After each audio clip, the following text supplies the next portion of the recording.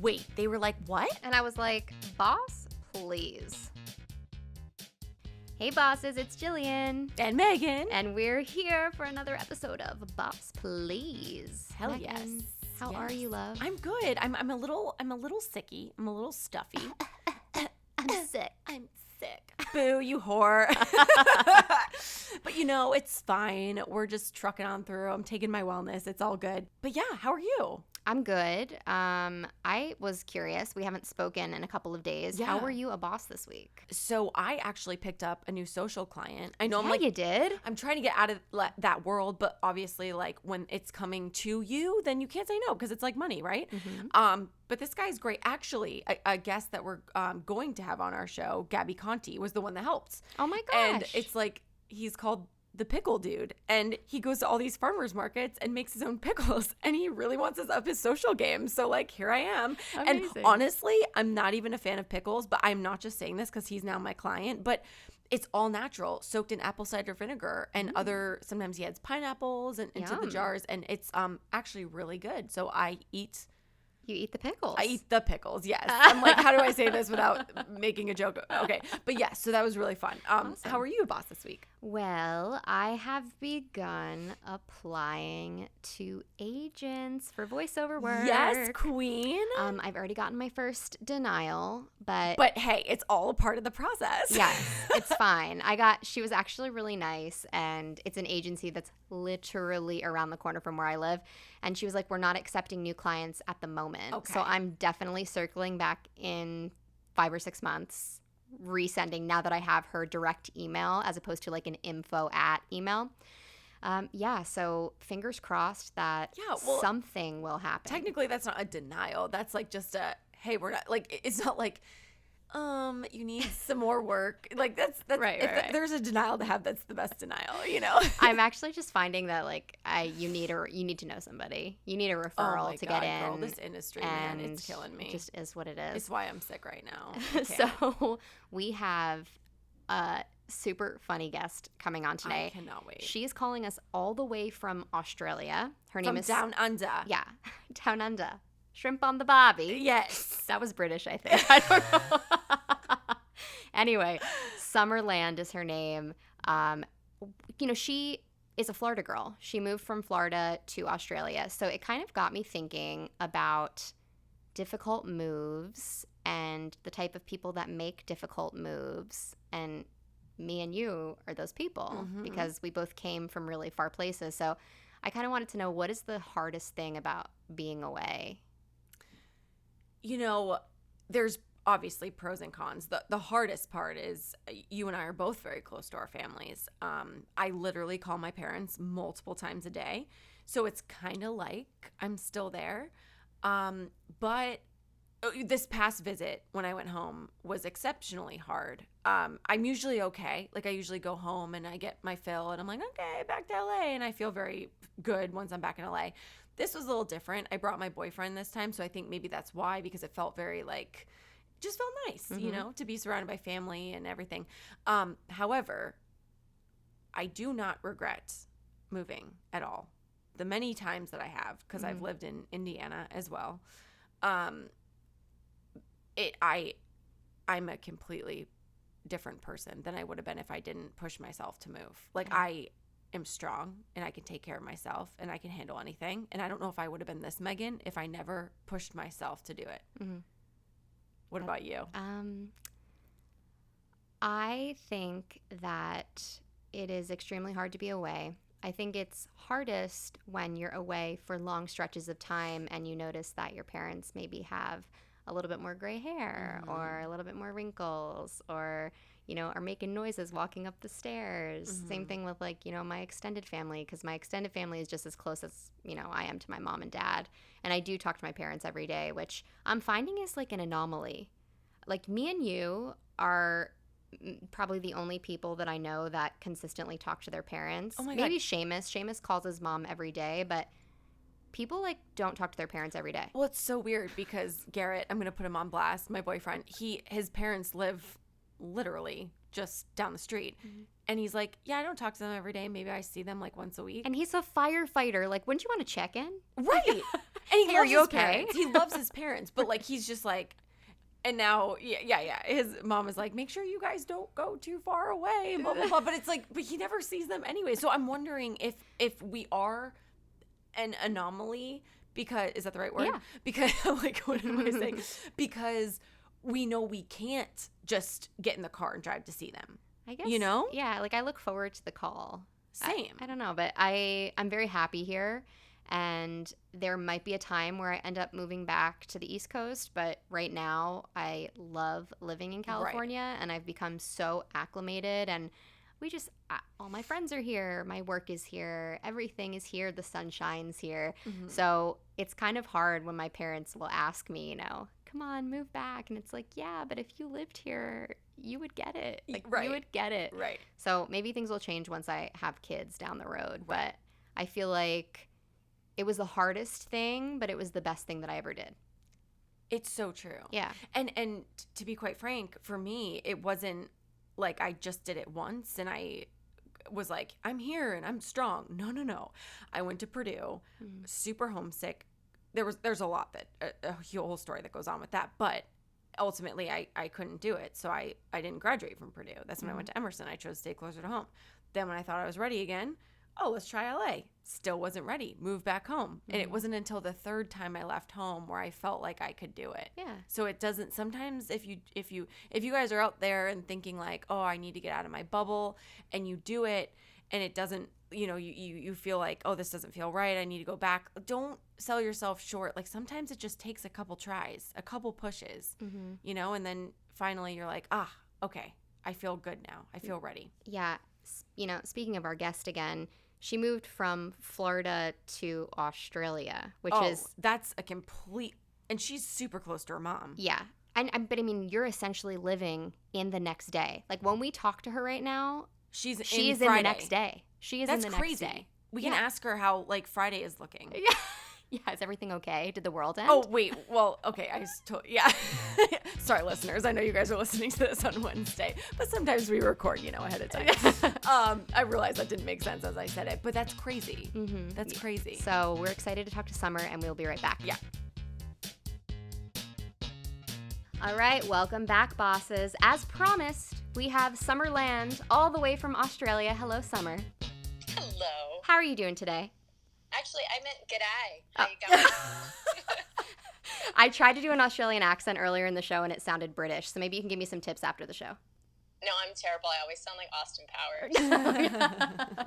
Okay, so I'm here to brag about Summer a little bit before we ask her some questions.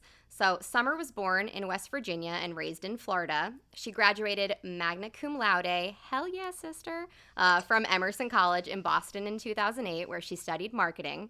After embarking on a working holiday in Australia and spending 2 ski seasons in Park City, Utah, Summer moved to Australia in 2010, where she began to settle down in Mudgee, New South Wales, which is like 3 hours away from Sydney. Yeah, Summer? Yep. Okay. Yep, that's right. After that, she began writing, and inspired by Sloane Crossley, Chelsea Handler, and David Sedaris, Summer first started blogging but quickly learned she had a book, actually a few books, inside of her. Summerlandish Do As I Say, Not As I Did was published in 2013, which prompted numerous writers and readers festival appearances across Australia. Land's writing has been featured in Elle Australia, Cosmopolitan Australia, Mamma Mia, and Women's Health. Today, she's a contributor for The Tot and is working on a novel. I Now Pronounce You Husband and Expat is her second book. Welcome, Summer. I am so in love with your voice. It's not even Isn't funny. it? Oh Jill my has- gosh. but also, Yeah. Summer, you have a great voice too. I'm over here like I got sniffles. I like have a little bit of a cold. I'm like, You have the Phoebe sick voice. Yes, Friends. girl. That's equally as good. the sexy voice. Love it. I feel Yes. like if my parents weren't so judgmental, I could potentially get into phone sex operation. Absolutely. Like I'm very clear, concise, to the point, but also And you're assertive, but also kind of girl next door. yeah, Yes. a little mysterious. Anyway, I am obsessed with you. We connected over social media. We didn't even know each other at Emerson. Why didn't we know each other? Was I just like too busy boning boys from BU? What was wrong with me? I feel like here's the real story. I'll give you the real tea. So I discovered you because my now fiance Seamus had the biggest crush on you in college. I love that so much. He did not. He did. So That he is says. so funny. So he says. So I was like, oh my God, let me check this chick out. And then obviously started reading all the stuff like that you wrote. And I was like, oh my God, you're hysterical. Facebook friended you, joined your Facebook group on there. And then you sent me your first book. And I was like, That's right. oh my gosh, I need to hear her opinions on everything. And I remember you reaching out to me, and you were honestly like the biggest champion for me. Yeah. It was so nice. Oh my gosh. You were like, I love your book. What can we do? I feel like you should be like the next big thing. Yes. Just It was hysterical. It was, again, like you said in the bio, you know, giving me complete Chelsea Handler vibes, but even rawer. So I want to talk about that. You are very honest in your writing. We're talking like she leaves no details out, no matter how messy or shitty, quite literally, the situation could be. So is that how you've always been, like, without a filter? Yes, I've always been pretty filter free. I don't know if it's like a testament to my mother creating a really safe place or a failure on her part. I don't know. I've just always felt so much better about being able to admit something and laugh about it. Mm-hmm. I find if I keep it inside, it hurts. It hurts so much. Like if you have to live with the shame of your own skid mark forever, it can eat away at you. Like it literally, the poop will eat away at your skin. So like the sooner you can get rid of it and talk about it, the sooner you can heal and move on. Oh my God, I love it. I'm like not going to be able to get through this podcast. I'm going to be laughing so hard. You're hysterical. So you grew up in Gainesville. So what made you want to go to Boston for school? I grew up in Gainesville, and always growing up, I was like, I'm going to be a famous actress. I'm going to move out to Los Angeles, which I did when I was 17. And turns out, like, I'm actually not that great at acting. And I was really young, and I only made it about 6 months before I was like, I can't do this. I'm too young. I want to go home. And one of my best friends from forever, which I'm gonna like, this sounds like a humble brag. I met her on a cruise in Denmark when I was 10. Her family has a house in Martha's Vineyard. So when I ran away from LA, I was like, I'm gonna go hang out with Laura on Martha's Vineyard for 2 months and pretend I'm rich. And while I was there, she was like, well, I'm going to BU. I think you need to apply to college. You need to go somewhere. And she just listed some Boston schools. And Emerson, I looked at it and I was like, these look like my people. Like it's small. Like there's plays. I think that this one looks good. And so I went over for the weekend and I attended a hockey game at BU versus BC. And I was like, yeah, I like this town. It's a good city. And I applied and I got in. And I started that January. I transferred over. So I didn't do the first semester. Mm-hmm. I came in mid-year. Oh, I was a transfer at Emerson as well. I got you, girl. Oh, nice. I'm with you too. Yeah. So I feel like the transfer students are like the mysterious, sexy ones. That's probably why Seamus was like, oh my God, this girl didn't start at the beginning. She came in here. What's her story? Like, where did this girl come from? And also, like, you were probably like older and cooler than him. So he was like, oh, wow, she's something. Actually, I was like so young when I went to Boston. Because I dual enrolled in high school. Did you have that in your state? No, what is that? It's when you go, you can either, I went to the community college when I was 16 and I started taking college classes instead of going to my high school, and they counted as both college and that's cool. high school. But then I graduated Emerson with my bachelor's. I was 20 and I didn't turn 21 for like 6 months. Oh my gosh. I know. So I was like a teen. All through Emerson. You're like so smart. I'm so intelligent, you guys. It's out of control. Why am I not more successful? What the fuck? Oh my God. I want to talk a little bit about your experience in LA, being there so young. You talk about it, I think you talk about it in both books, yeah? Yeah, I do. I don't remember actually what I wrote. But no. Yes, I think I did. Yeah. It was one of the saddest times of my life. I can't imagine being so young. You know, it probably seems exciting on the outside, and then once you're there and it's like, holy shit, I made this decision, and I kind of have to like ride it out. I've never really been aware of my age until now.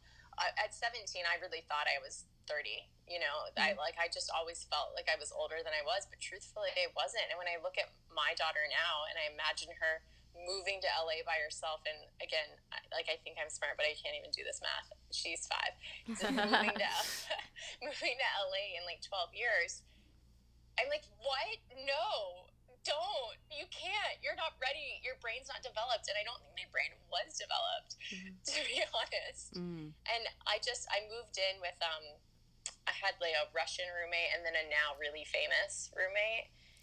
What? And, can we disclose?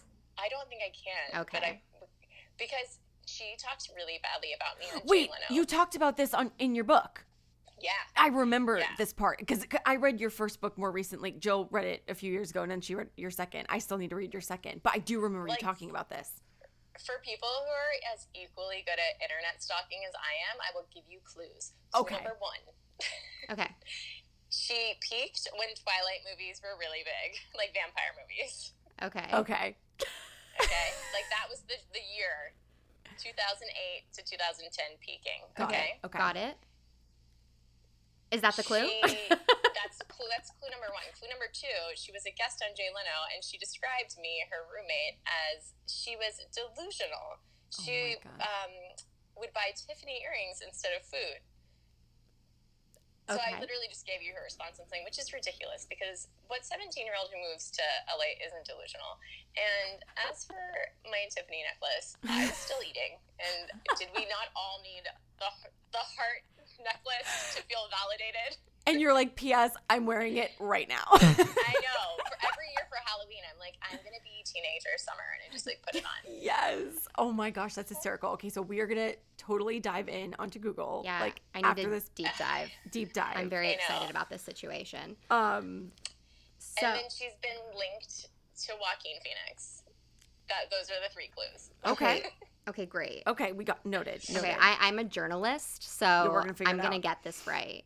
I can't believe you don't know. I'm so excited. I don't, but we're going to discover this when we get off the phone. Meghan and I together.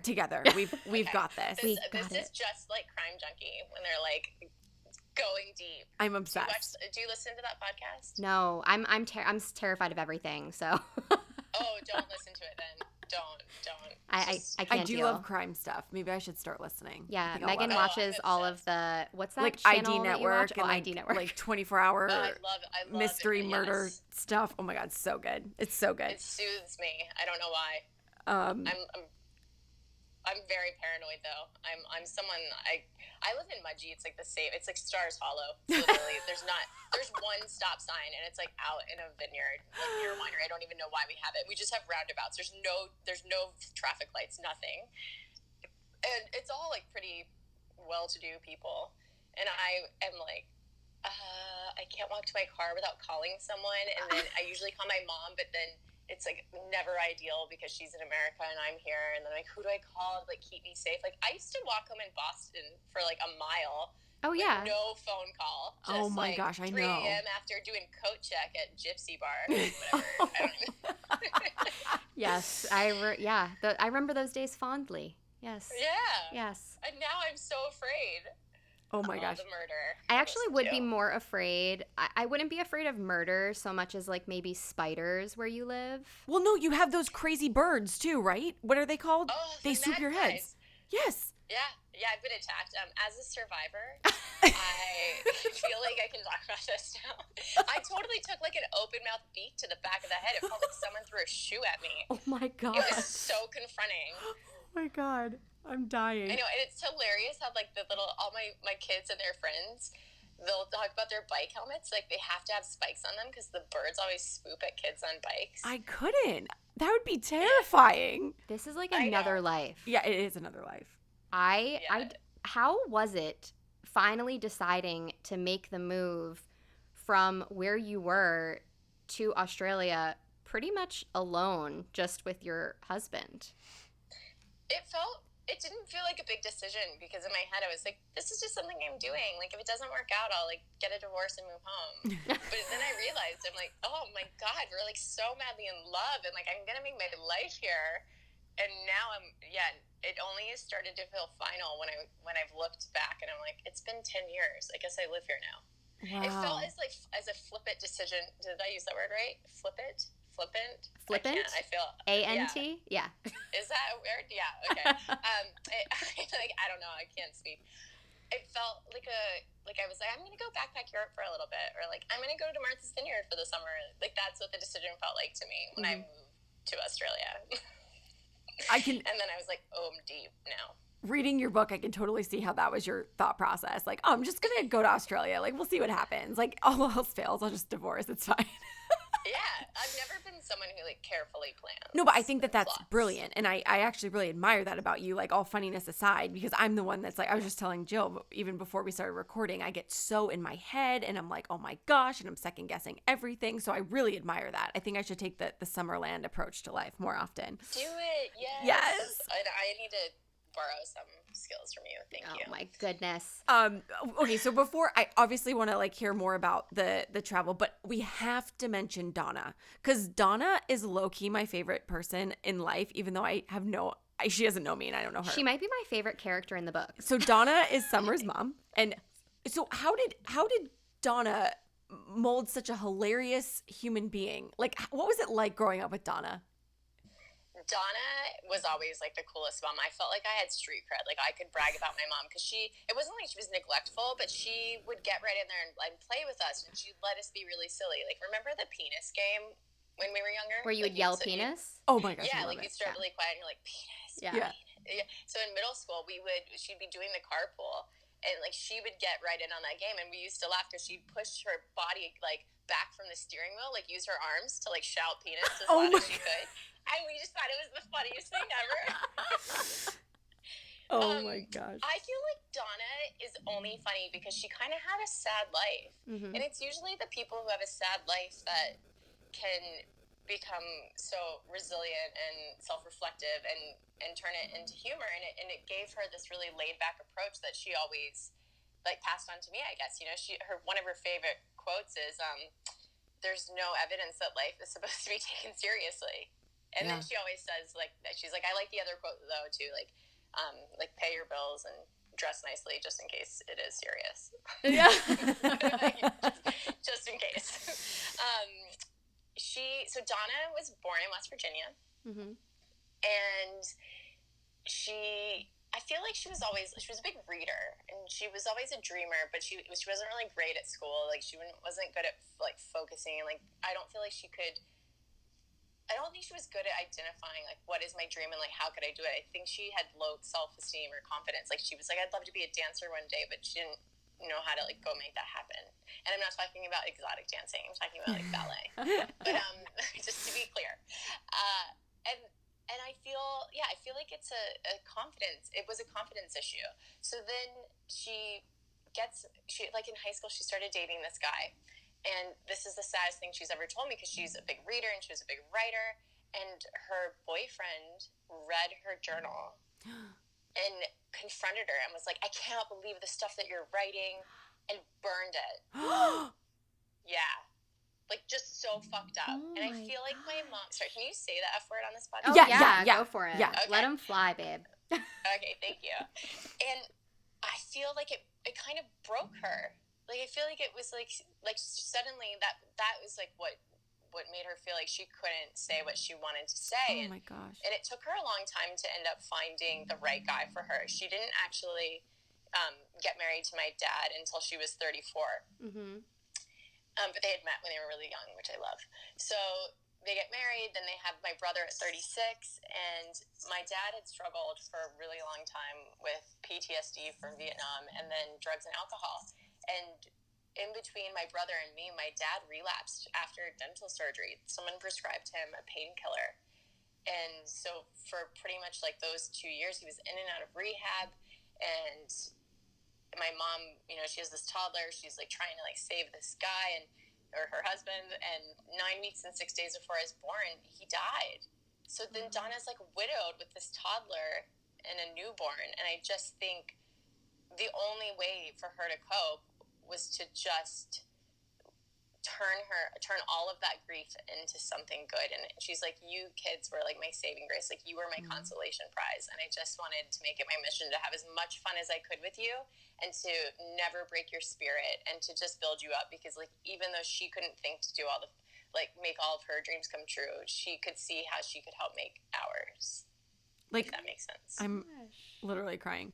That's beautiful. I know. I'm like, poor Donna. I'm No, so sad for her. I think the wonderful thing too about your book, and I'm sure both books, but the first one is that, you know, you have such a good sense of humor about your mom, but you can totally feel the love and your relationship throughout your love writing. her so much. I know. That's amazing. We love her too. Everyone that reads your books loves Donna too. Tell Donna I love her. Yeah. Do you know that she's moving to Australia on Monday? Oh my God, I'm so excited. This is huge news. Wait, do you have a bedroom for her?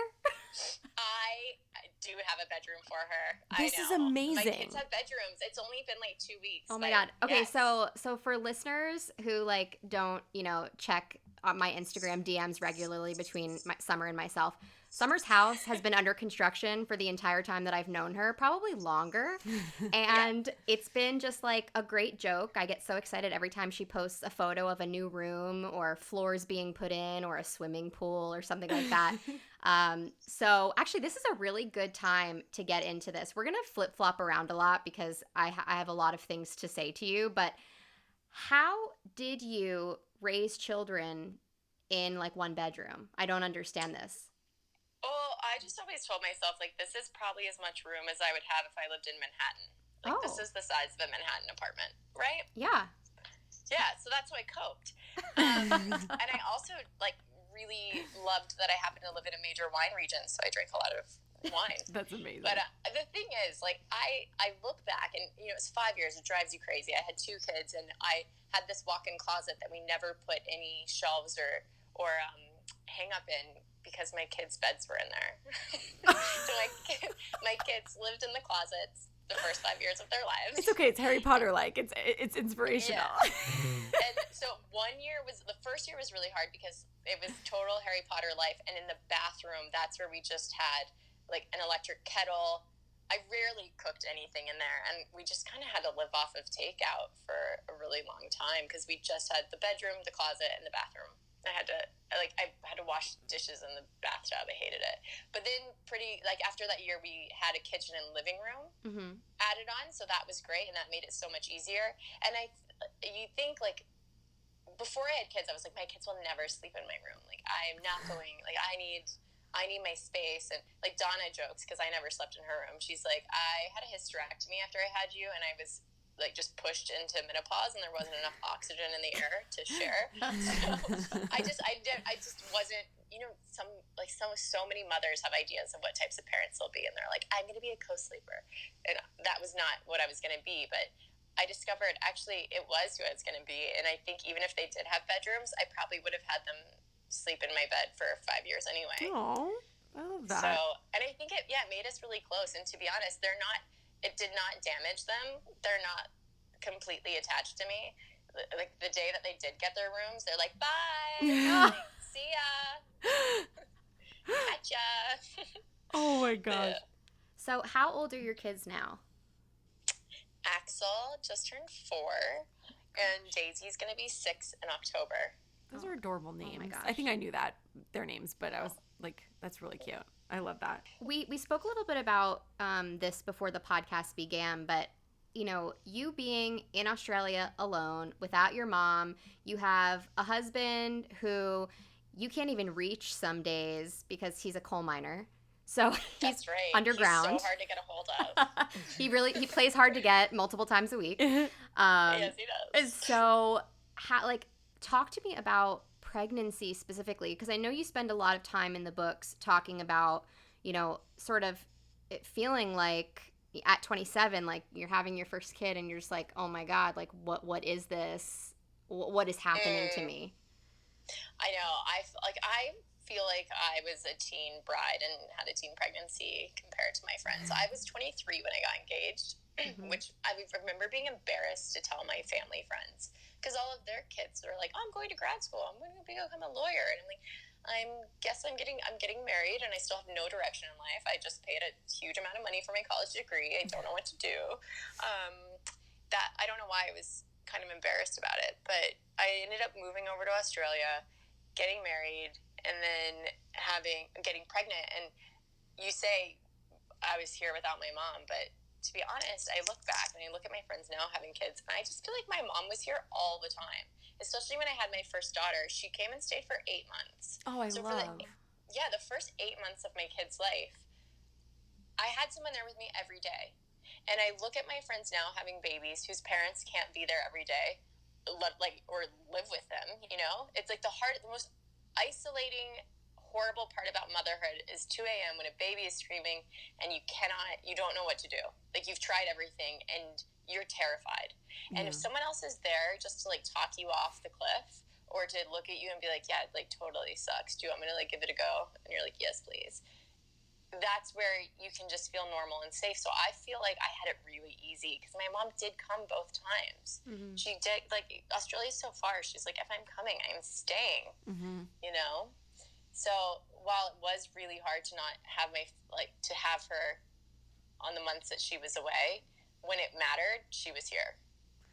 That's amazing. Well, thankfully, Donna is going to be back soon. I know, because I'm ready to, like, take this show on the road. Yes. No, and so that brings us to our next question. So hopefully when Donna's there, obviously she's going to, like, take the place of, like, you know, she's going to be, like, epic grandma like she always is and, like, but be there. But, like, how currently are you balancing the writing along with taking care of a family? Well, I'm pretty lucky because Paul works weekends. Oh, Paul's my husband. Paul. I know, everyone's like, where's Paul? Paul is down in a coal mine. So I just have to tell you guys the funniest story. When we were home in Florida, Paul ordered some barbecue in Gainesville. And when he went to pick it up, on the ticket, his name was written on there as Bull. Oh, like, Bull? Oh, my God. He's like, I'm Bull. They wrote Bull. I was going to say, like, maybe pool, like a swimming pool. Oh, my God. No, I thought it was the funniest thing I'd ever seen. Bull. Don't mess with the bull. You get the horns.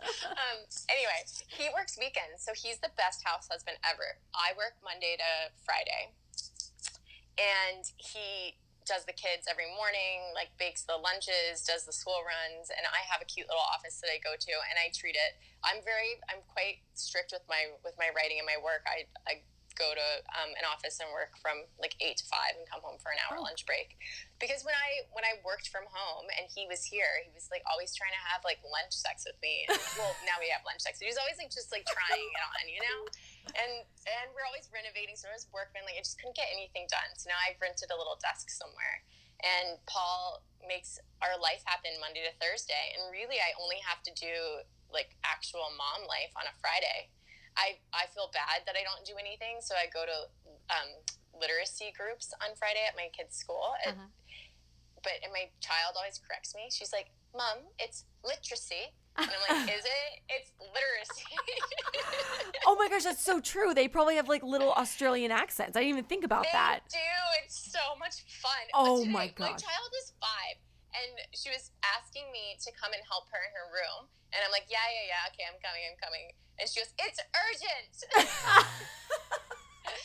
I once heard her say to our son, Axel, she goes, don't do that, Axel. Mommy will be cross. I'm like, who are you? But also it's like kind of the dream to have a child that has an accent like that. That's amazing. That's why I actually work, is so that I can afford to send them to daycare so that they can be immersed in the accent. Oh my gosh, that is epic. Yeah. I love this. It's my evil plan. I love this so much. So when you're working, you've had time to acclimate, to adjust. I kind of want to know about the people that you surround yourself with there, and are there certain like Americanisms that they're just like, oh, summer? Because I feel like there would be a lot. So yeah. Yeah, mostly the food that I serve them. They're like, deep fried chicken again. I'm like,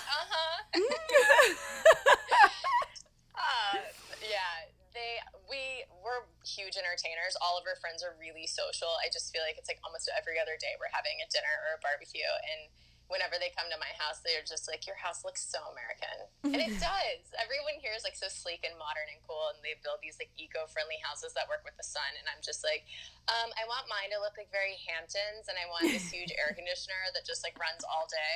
And the best dryer I can think of. I actually do know what Aussie houses look like because I'm a big fan of Instant Hotel on Netflix. Oh, I don't know this. Oh, wow, Summer, you need to watch it. It's like people, these like all these Aussies, and they have these Airbnbs, and it's like a competition show where they all stay at each other's Airbnb and they rate each other. Oh, that's It's fun. wild, all over Australia. I'll have to look at that. Yeah. I only have, I mean, obviously because they're Australian, I feel like it would be on Australian Netflix, but I miss out on a lot of things because I only have Australian Netflix, not US Netflix. Oh, I didn't know there was a difference. Oh yeah. Yes. There is. And the like the struggle is real. and like she has stuff that we don't have. Yeah. it's Oh a my whole gosh, thing. this needs to become like widely universal. Yeah. I know, can't we just be citizens of the world? Right. That is I know, so but, crazy. The production companies, the publishers, they got to make a buck selling rights to different countries. So like, I get it. But Oh, makes sense. Yeah. Man. So what else besides the food? Is there like, certain things that you say that you get made fun of for, or have you picked up on anything that you now have adapted into what you say? yeah, my accent hasn't changed. Sometimes I meet people, Americans here, and they sound so Australian. Or I'll come home and people are like, "Oh, you don't sound different." Or if they do, they're like, "Actually, you just sound like Canadian." And I'm like, "Oh, I do, don't I?" It's because I feel like if anything, I've just changed my wording so that people don't. Like if I'm like, "Where's the trash can?" Then people are like, "Oh, the trash can. You were from America," and I'm like, "Yes, I'm from America." And Do then they I have to, call like, it- tell them my life story? Do they like call it the bin? Yeah, so Yeah. now I'm just like, put it in the rubbish bin, or like, where's the bin? Oh, So okay, I've okay. changed little words like that, and actually, I try really hard every day to remember to drive on the correct side of the road, which is the left. Oh, I that must be I so know, hard. In a small town, when those lines aren't marked, oh, jeez. Oh, I know, it's out of control. wait, what about I like to live dangerously.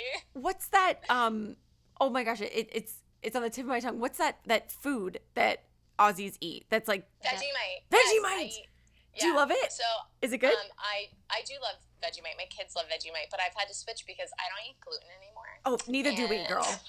Oh, good. Jill and I are both gluten-free, gluten-free. dairy-free. Like, I'm so. Oh, that would probably be the most American thing that I do is not eat gluten. Okay. Is that hard in Australia though? Because living here in Los Angeles, I mean, it's fine. Like Jill and I can still have gluten-free pizza, but is there like gluten-free availabilities? Yeah, I feel like Australia is really good. Oh, Actually, good. That is good. Now I know I can go to Australia and eat. Yeah. Perfect. Yeah, Okay. let's go to Australia. It Okay. has a Vegemite. We can't have Yeah. the Vegemite. It has. You know, you Oh, can't it's gluten have the in it. Vegemite, Oh, but jeez. I have a really good gluten-free option. Oh, Okay. I love should send it to you guys. gluten-free Vegemite. Love it. I don't know. I feel like I do get made fun of because my accent. They're always like, "Oh, Summer, do you want a cider?" Or like they think it's so funny when I say fart. My husband's always like, "Hey, Bert, did you fart?" Or they think it's funny. I'm like, "My hair." They're like, "Your hair." Or have you ever heard an Australian person say mayor? Like No. the mayor of the town? They're like, "The mayor." The man. Google it. Google Really? it. Why I can't handle it. That is hysterical. Oh my gosh. I feel like it would be so difficult. Like, just, I don't know. Like, the people are nice, obviously. I mean, you wouldn't stay there if they weren't lovely. Right.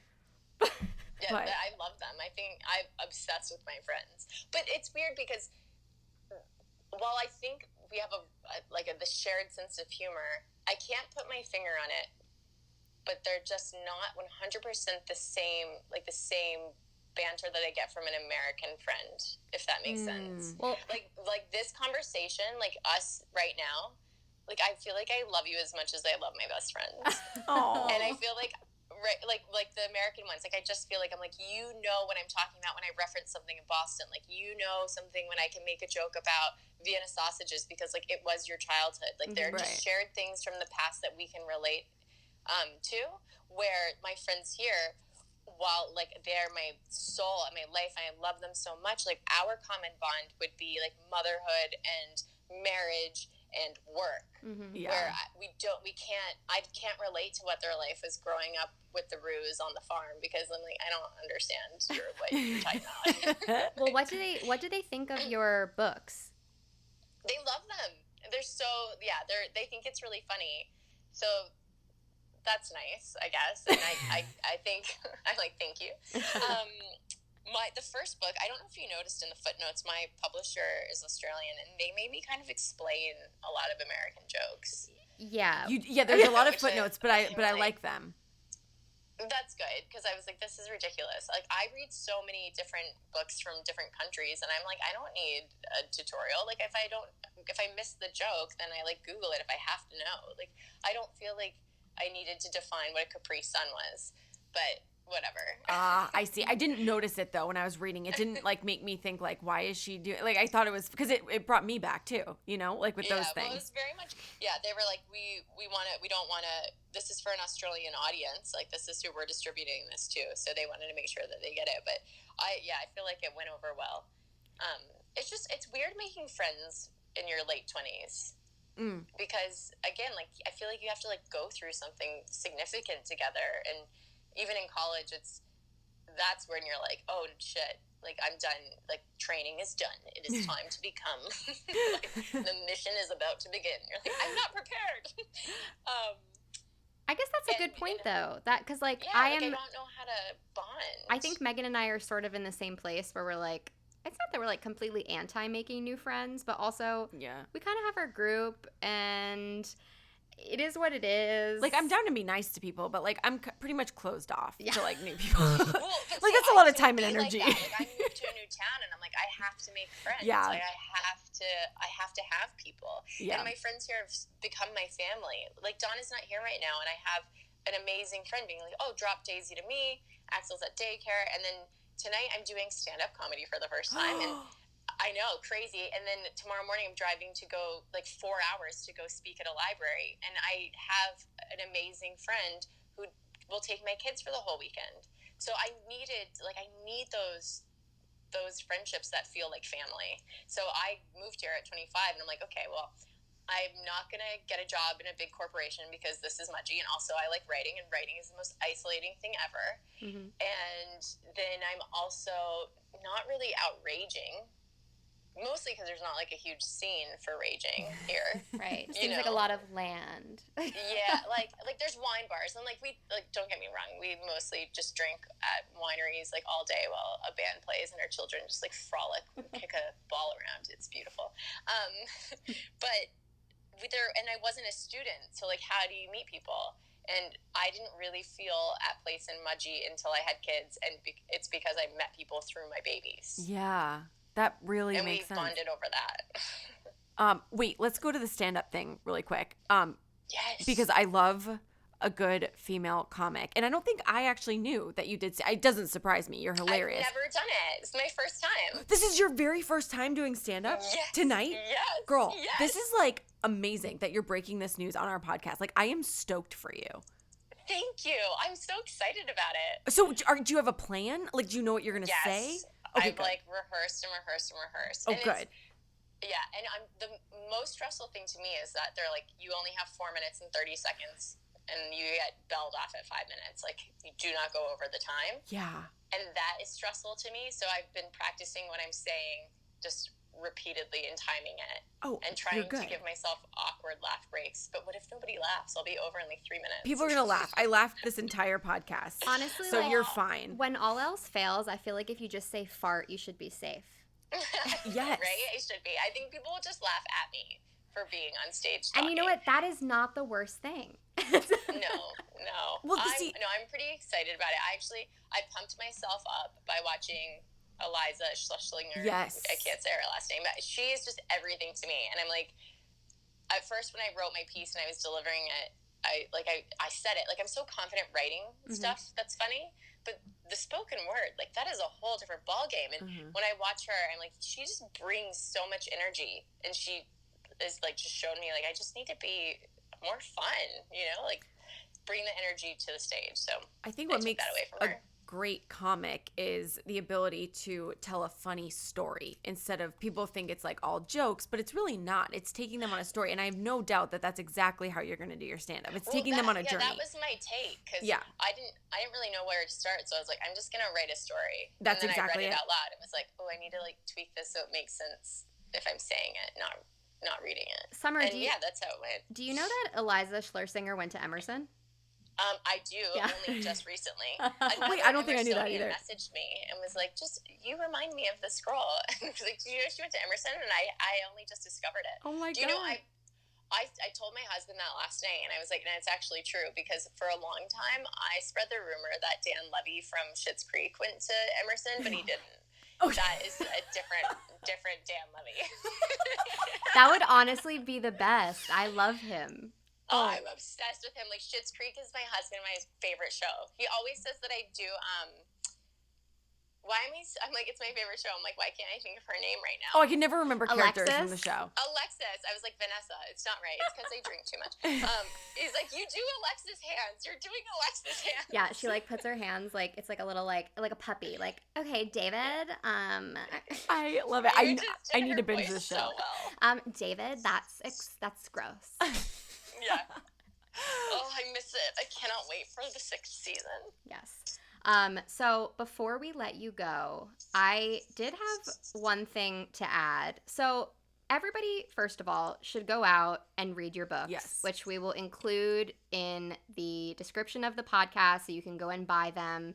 But I want to just ask, since we didn't really touch more on your husband, what does he think of all these stories that you share? Because I feel like you have to have a partner that is very supportive, because you're talking about things, you know, about him, about your birth experience, and about pooping yourself. Like, I remember that scene. I'm picturing it now. I'm thinking like, oh my God, she shared a pooping story of her husband, like in a arena or something, and he had to use that was his poop story. That was his poop story. Yes. I've told 2 of his poop stories. I get permission. Okay. But it's so funny. He's only like halfway through the 2nd book right now, and I was like, well, I gave you the opportunity to read it before it went to print. But I've been thinking, because I'm so mad at him right now, because he went camping recently and left the house like in disarray in terms of finishing a few things, and my mom comes so soon, and I just thought it was like really disrespectful that he didn't finish something for my mom. So she has a bedroom, you guys, but I don't have a bedroom now. But change of events, like literally, like he finished all like these 3 new bedrooms, and then he gutted our bedroom because he wanted to fix some water damage from this like weird crazy storm and get it recarpeted. So it's not livable at all. So now I'm sleeping in Axel's room with him. I know, it's fucked, and that's why I'm so angry. And when you just said, you know, how does he feel, I just remembered why I love him so much. He is my biggest cheerleader, and he never tries to quiet me. He doesn't ever make me feel like he's embarrassed of me.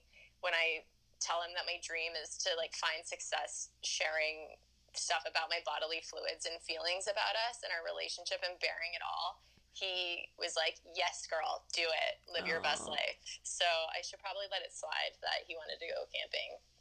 Oh my God, I love it. I love it. No, yeah, your relationship is funny, and I love it, and it's very romantic and just great. And we didn't even touch on the story. So if you want to find out how they met, which it is an amazing story, you need to go out and get her first book and then also her second book, I Now Pronounce You Husband and Expat, because that really goes into the story deep.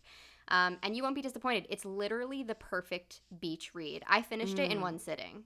Yes. Like, no joke. Really? I did. I sat on my couch. Seamus was like out doing something bro-y, I don't know, and I just read it, and he was like, he came back in, and I was sitting in the same spot. I think I took like 1 pee break, and I finished the whole thing. It was great, and I drank wine while I read it. Look at you, girl. Amazing. Yeah, it was a great. I drank wine while I wrote it. And on that note, where can people find you, and where can people purchase your books? Yes, so if you want a signed copy, get it from summerlandauthor.com. And if you want to have it for your ebook, just go on Amazon or iBooks. And please find me on Instagram or Facebook. I'm at Summerland Writes. it's mostly just photos of my like house and dogs and kids. Yeah, That's it's perfect. basically like Fixer-Upper Mudgee. Yes. That's what it is. Wait, it NSW. really is actually, because we were watching that show when we were designing it. So I did a white board and batten house with like a distressed recycled brick, and it's just pretty much Chip and Joanna Gaines. It's like the poor man's version of Chip and Joanna Gaines' farmhouse. But that makes it relatable. That's why we love it. Yeah, it's our version. Well, thank you so much for taking the time to speak with us all the way in Australia. Thank you. You guys, you're everything in life. Thank you for always inspiring me. You're one of my favorite podcasts to listen to. I just I wish that we lived closer. Oh my gosh, I'm I sad. know. If I ever come to Australia, I'm gonna hit you up. We're still looking at honeymoon spots, so yeah, maybe Do we'll, it. Yeah, I know that would be fun. That way we can talk about his huge crush on you. Yes, yeah, that sounds exactly like something I don't want to do. Well, thank you so much again, and listeners, we will see you next week. Bye. Follow us on Twitter, Instagram, and Facebook at Boss Please Pod. And don't forget to rate, comment, and subscribe on iTunes. Navigate the path to your best self with us, because bossing together is always better.